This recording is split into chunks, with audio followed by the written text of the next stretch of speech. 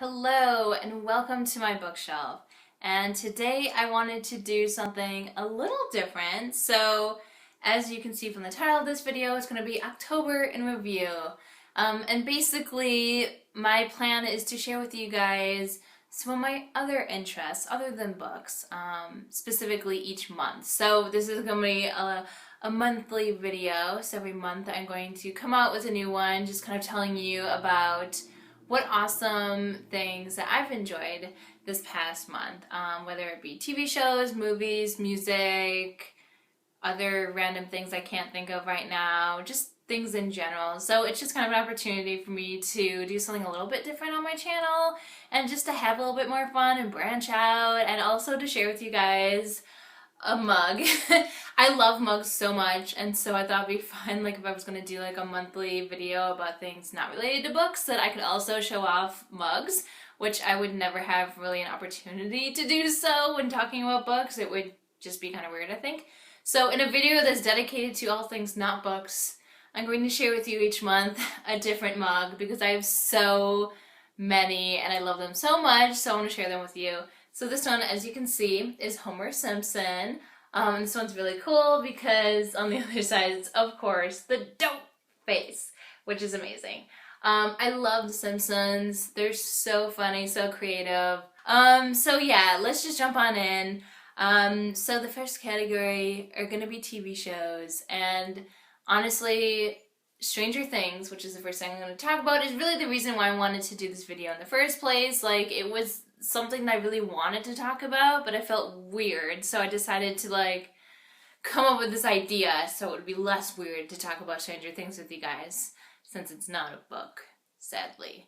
But anyway, yeah, Stranger Things season 2, and no worries, I will not spoil anything. I really enjoyed it. I will just say that off the bat. I really enjoyed it, because it's Stranger Things. But that being said, I will say that I enjoyed season 1 better. I don't know if that's controversial or not, but that's just how I feel about it. I just felt like season 1 was more of a concise, simple, straightforward plot, and I just felt like it was executed just better. Whereas season 2 wanted to, and this happens a lot in the sequels, but it wanted to kind of expand the universe and to make it seem more like grand scale instead of more simple and straightforward. And also just like there's so many more characters now, and like each character's kind of doing their own thing, because before they were all kind of around similar things. Like they were doing similar things, just kind of their own thing, but similar. But now they're all kind of going off more and doing their own thing.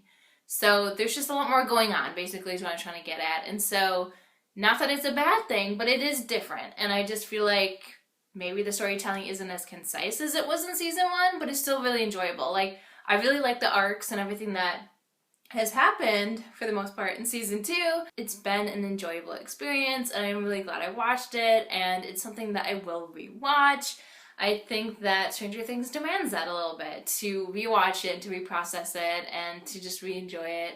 And I think we all experience this too. Like, I binged it, so I felt like I almost like didn't have time to catch my breath. So now I need to now that I have caught my breath and I can take it easy because I know what's going to happen, I can enjoy it more, almost, in a sense. So I'm going to have to do that at some point. But yeah, so those are my initial thoughts on season 2. Alright, so moving right along. The only other show that I've really watched this month was Dancing with the Stars.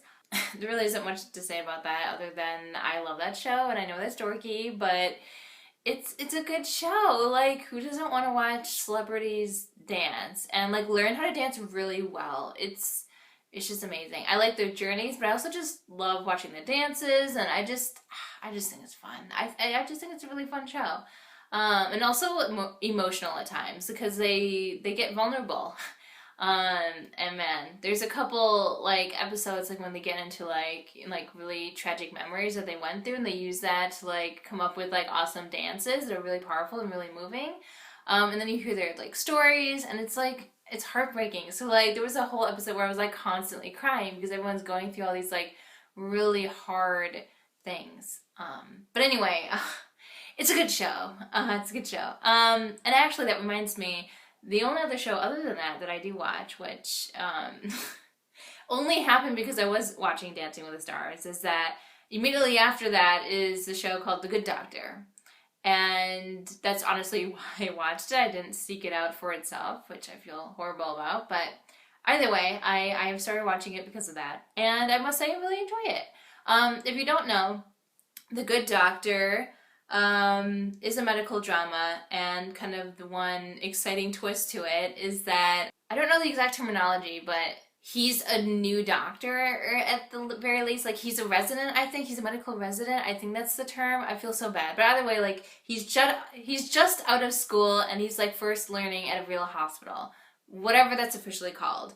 Either way, he is on the autism spectrum. That's kind of the main twist here. So, and I say twist because that's just like the one thing that makes it like unique, because like obviously we've seen so many different medical dramas that you kind of need to come up with something different, and that's the difference. So I obviously was really excited about this because, if you don't know, I love psychology. That was my major in undergrad, and now I'm a counseling grad student. So this is kind of my area of expertise and just enjoyment.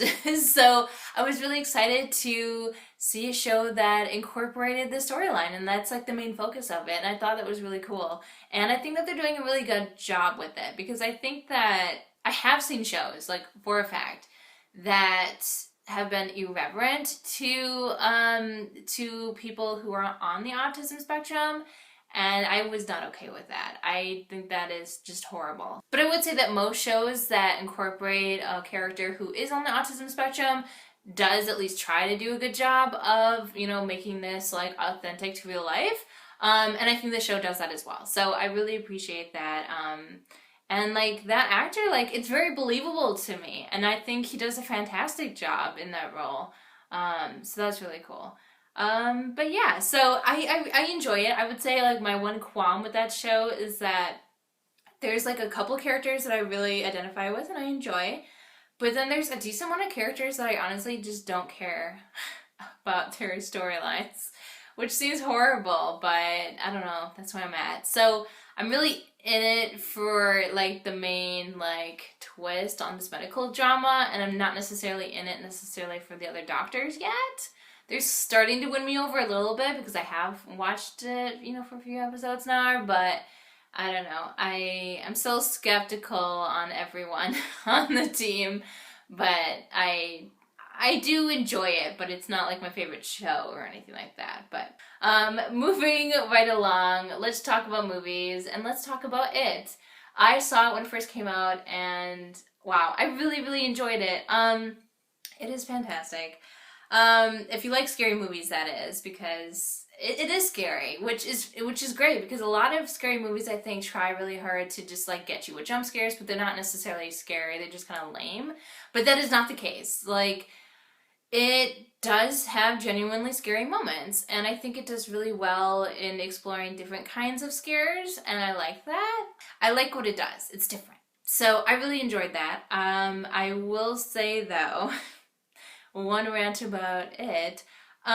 So it is rated R, which I think everyone knows at this point. And yes, I know it's rated R also for like gore and things like that, but honestly, like a huge part of the rating really would go to the language.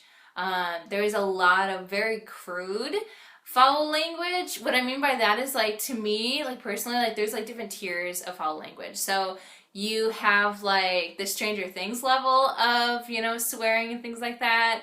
And then you have what the kids in It are saying. It's its own like higher level, which is just more crude. I don't know how else to describe it. And the really crude stuff is the stuff that makes me feel like a little bit like, is this necessary? Like, normal swearing doesn't bother me at all. Like, it was fine. I almost like forget that the kids are swearing, because like they're just normal words to me at this point, because I am an adult and things like that. But I don't know. I personally don't like experience like this second level, the second tier, if you will, of like crude language. So it was just like a little jarring, and I was like, okay. It took me out of the movie a little bit, is what I'm trying to say. And overall, like, I don't think I'm a person that really cares that much about language, but like it was something I noticed. So I just wanted to point that out. if you're sensitive to language, this is definitely not the movie for you. But I will say that overall, I still really enjoyed it. So if you like scary movies, I would definitely recommend it, but just know there's lots of crude language in it.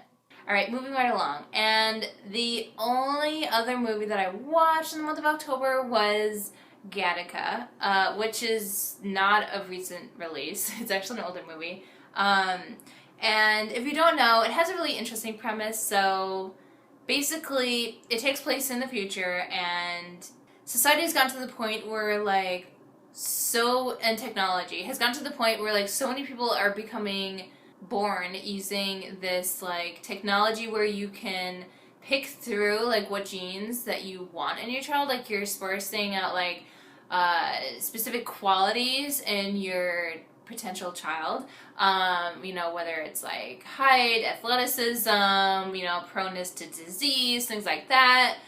So basically, like, picking out the best of your eggs and sperm, so that your child has, like, the best options and best lot in life, I guess. That doesn't make sense. But basically, you're giving them better odds to be more successful, in theory.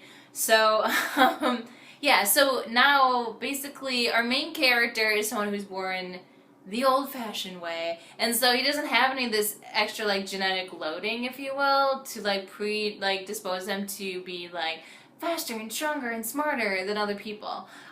So he's just kind of an average person, and he's being discriminated against for it, basically. And so, I mean, everyone is who isn't born this way. So there's kind of this, like, genetic discrimination now, which is really interesting. And he has high dreams and high hopes for himself, and he has to try to cheat the system in order to get anywhere, because they can test your blood and check out to see if you were born a certain way or not. But either way, so it's a really interesting premise, and I think it's really important, especially nowadays when we have technology that seems awfully close to this. So I think that this is a really important issue to talk about, especially since we're getting really close to this kind of thing actually happening on a scale like this. So yeah, I think it's a really interesting concept to talk about. And so yeah, it was an enjoyable movie. It has a really interesting premise. But yeah, it stars Ethan Hawke, Jude Law, and Uma Thurman. So great actors, and yeah, like I said, an interesting concept. But yeah, so those are the movies I watched this month. They were both very enjoyable, very different from each other. Moving right along, I actually bought 3 different, like, music albums this month, which for me is, like, unheard of. I usually just buy, like, a couple songs here and there. I usually don't buy albums even, but I found 3 albums I was really excited about. So those would be Meaning of Life by Kelly Clarkson. And if you don't know, like, she just got out of her American Idol contract, so she has a new record label, and so now basically what that means is now she has more creative freedom. So she is able to just, like, make the music she's always wanted. Like, not that she didn't like the music she was making before, but now she just has more, like, say in it. And so obviously that's awesome as an artist. And so she's really, really excited about this new album, and I'm really excited about it too. I still need to listen to it more, because admittedly it did release not that long ago, like a week. But what I have listened to of it is awesome. I pre-ordered it, so I haven't fully listened to everything yet, but I do really enjoy it. I like that it sounds different. It's very soulful and powerful, like her voice always was, but we never really got to, like, experience that full potential. I feel like she was, like, being held back a little bit, and so now she's kind of, like, unleashing it, and it's awesome. So I love Kelly Clarkson, and I like where she's going, and I like that it sounds different from everything else on the radio. So the next album I bought was Beautiful Trauma, which is Pink's new album, and I really loved Pink's The Truth About Love. I really love that album. That's the only other Pink album I have bought at this point. And so I was a little skeptical about this one, so I was, like, listening to, like, the different tracks, and I was like, you know what? I think I'm gonna get it. And I totally did. And I'm really enjoying it so far. Again, I haven't had that much time to listen to it, but I have really, really enjoyed it. As always, Pink, you know, she talks about such really important topics, and she's just honest, just brutally honest, which I just love about Pink. And she's just so talented, and her voice is just amazing and powerful, and, like, just talking about these two artists like next to each other, like it makes me want to hear like a duet with them. Because I think that Kelly Clarkson and Pink, they both have really powerful voices, but like different like styles. So I would love to see them mixed together. I think that'd be cool. But maybe it'd be like too powerful, and that probably wouldn't balance out too well. So maybe, I don't know. That's just my thoughts coming out right now. Yeah, and then the last album I bought was Warmer in Winter, which is Lindsey Stirling's Christmas album. Which, you know, Christmas album sounds kind of lame, but it's Lindsey Stirling, so it's probably amazing. And I say probably because I have not listened to it yet, because it's not Christmas yet. Like, I wait until the day after Thanksgiving. That is not negotiable. So I am like really excited to be able to listen to it the day after Thanksgiving, so I can fully appreciate it in the proper season. But I mean, I don't really even need to listen to it because it's Lindsey Stirling. She's an auto buy for me. Like, honestly, she's just amazing, and this is her third album. I buy everything of hers. She's just awesome. I love her so much. And she's also on Dancing with the Stars, which makes this season even better. Go Lindsey Stirling, you're my favorite. And she's also an amazing dancer, which I should say. Like, on Dancing with the Stars, she's doing amazingly. Like, she could easily win. Alright, so those are pretty much all the, like, things I have either watched or listened to this past month, as far as I can remember. The only other things that happened this month was, of course, Spookathon, which you guys already know about. I didn't do as well as I wanted to, but life got in the way. One of those things that got in the way was paintballing, which I mentioned a little bit. I'm horrible at it. It was the first time I've ever done it, but it was really fun, so I think it was worth it. And yeah, the only other thing I did was I went to a Halloween party. I'm not really a big partier, but it was a lot of fun. I dressed up as a detective, which was pretty lame because, like, literally all I did was, I put on my trench coat, which I already owned. I put on a detective hat, and I wore a magnifying glass, like, around with me. Pretty lame, but everyone knew who I was, so it worked. And it was like probably one of the cheapest costumes ever, but it worked, like I said, so it was fantastic. Yeah, so that was my October. It was pretty great. A lot happened, a lot of awesome things happened, and yeah, no complaints. It was a great month. I don't really know how to end this video. Please let me know if you enjoyed this at all.